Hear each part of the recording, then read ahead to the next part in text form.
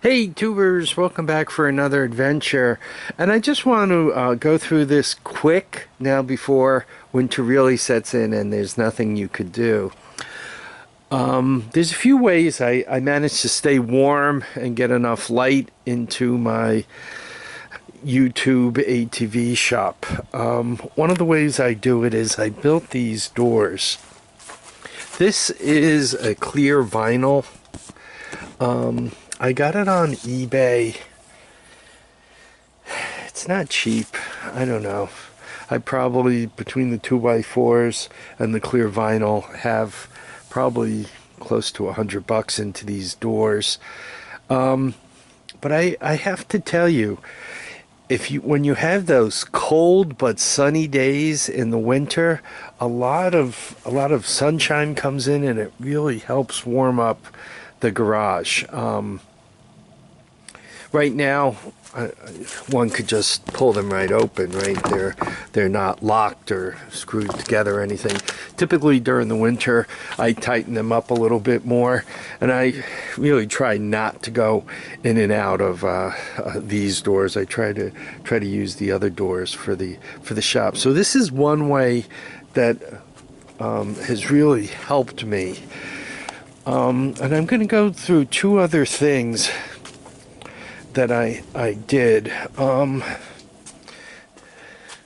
The other thing is, this is one of those patio heaters. I think it's good for like 50,000 BTUs. And basically it goes through a propane tank like every 8 hours.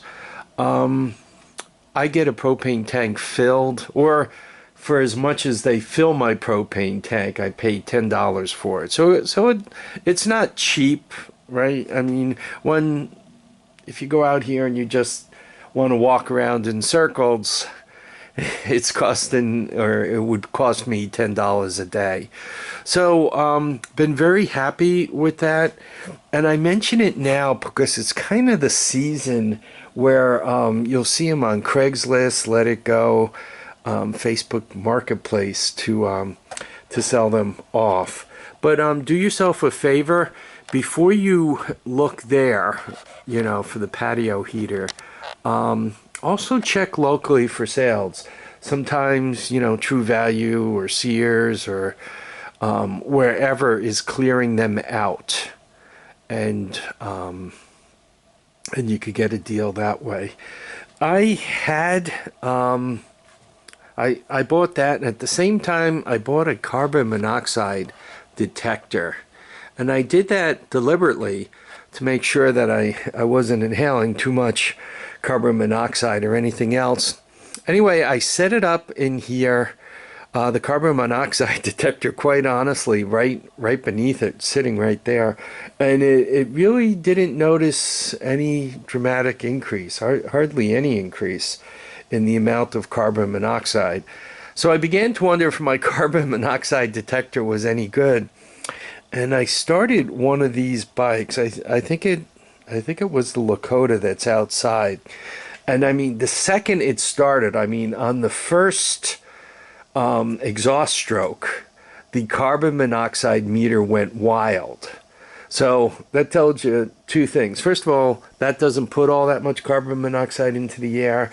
And secondly, if you want to hang out in a garage with a running gasoline engine, it's going to take no time at all before you're hurting yourself.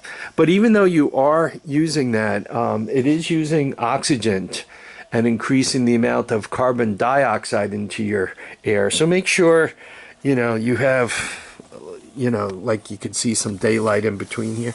Make sure there's some air getting into your garage, whether it's around the garage door or however you're doing it. Other things. This is a concrete floor, and normally it doesn't get crazy cold. It's on gravel, and some spots it's actually on buried ledge. Rock comes right up on the bottom of it to kind of set the level I put my garage at, to be honest. And because of that, this floor stays warm. if for any reason any water or anything is spilled on it, nothing really freezes on the floor. But at the floor being, 40 degrees, 35 degrees or whatever, that's still cold.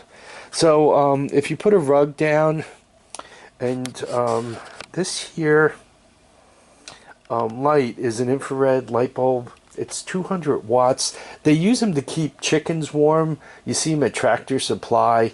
If you kind of have that, aimed down where your feet are, and I mean, not such that you're kicking it, but anywhere close to where your feet are, it seems to make a difference. By the way, it's better also if it's not quite on the floor, or barely glazes the floor, because it will, on the concrete it won't hurt, right? It'll just make the concrete a little warmer. But if you do it on any kind of carpeting, it will heat up, and I'm not quite sure it'll set it ablaze, but it could, and you really don't want that. No matter what you're doing in your garage, though, with your heat lamps and solar activity and electricity and all, do yourself a favor, get yourself a fire extinguisher. At work, we used to have to go around once a week and check off that we checked the fire extinguishers and that they were all good. Keep yourself a fire extinguisher. Keep yourself a way out.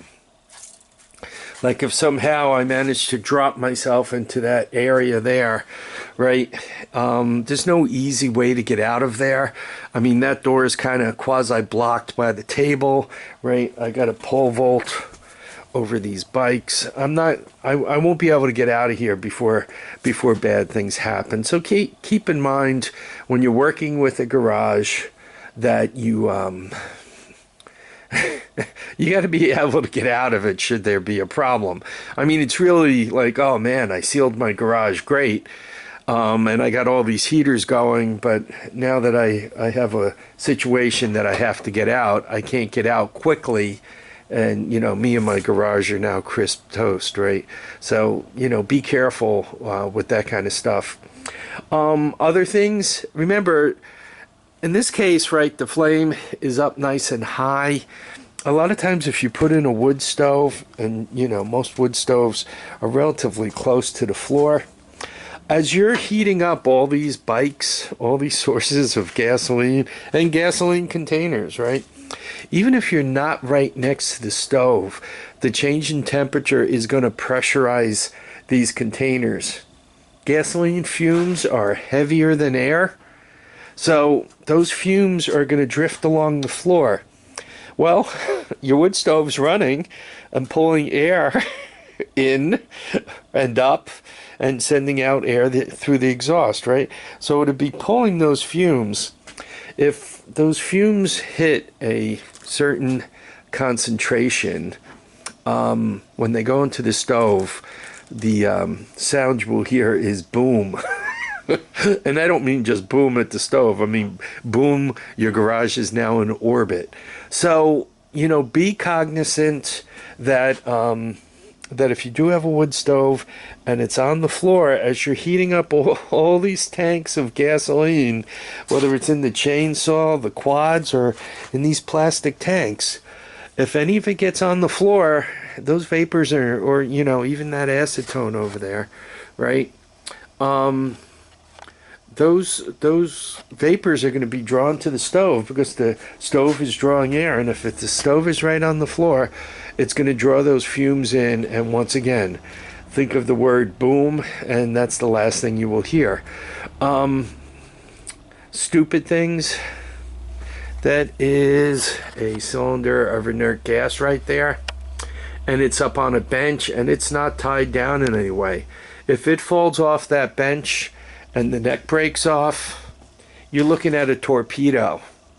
I don't know, what's that weight, 20, 30 pounds?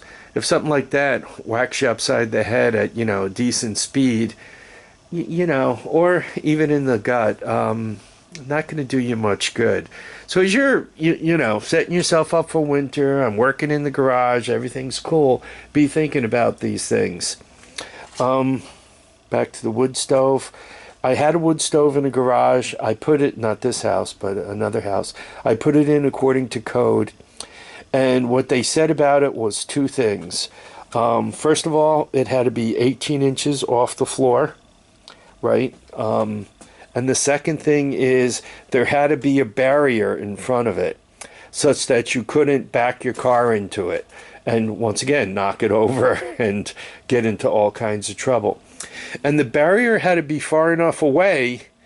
I think the barrier had to be, according to the stove specs, how far things had to be from both sides and the front, such that you couldn't get your car up close up against it, right? Like, what's the use of a barrier here if I can park the car alongside of it and lean up against the stove until the car catches fire, right? The barrier had to be set up in such a way that you couldn't get into it from, not, they didn't talk about the top, but from the front, sides, and back, such that you couldn't get, set anything there to get into trouble. Once again, 18 inches off the floor. I guess that's how high they thought the gasoline fumes would get, and once again, with the barrier such that you couldn't nail it, you couldn't hit it. When it comes to any kind of heating device, you always go back and forth between capital cost, how much money is it going to cost me to put in, versus how much money is it going to cost me to fuel. Once there's a wood stove installed in here, I can more or less get the wood off the property for free. But installing a wood stove is not trivial, especially if you want to do it correctly, right? Installing that thing isn't bad. I got that cheap. I think I bought it at a flea market for less than $50 for the old mushroom propane heater there, patio heater. But it cost me $10 a day to run it. Now, how many days am I out here? If it's $10 a day and, I don't know, call it 50 days in the winter, this thing could be as much as $500. Well, if it cost me $500 to put in the wood stove, and then, it's more or less free to run, right? You kind of pay off the wood stove in one season. Installing a wood stove in here, for me, would trigger all kinds of zoning issues and so forth. This is supposed to be an unheated garage without electricity. It's supposed to be basically a glorified shed, and I pay taxes on it accordingly as a glorified shed. But as you start talking wood stove, electricity, and other things, here in New York, they want their tax money, right? So anything you do remember zoning. Do remember your neighbors, right? Whether they're going to drop a dime on you. Do remember some towns now are beginning to fly drones to check on, rather than confront you, they'd rather kind of fly a zone around, and they say, oh, we're mapping. But if they notice a swimming pool or a wood stove or a deck or an extension or anything else they want to talk about, yeah, we saw on Google Maps you have the following, and we want to know about it. And by the way, where's your building permit? And let us tax you some more. In conclusion, you could, for not much money, you could kind of get your garage comfortable to work in. I mean, not comfortable as in, let me put on my bathing suit and jump in a frigid hot tub comfortable, but comfortable where you can work and you can keep your fingers moving and so forth. So I hope this video helps. I want you all to keep your feet down. Oh, and by the way, if anybody has anything good to add, please do.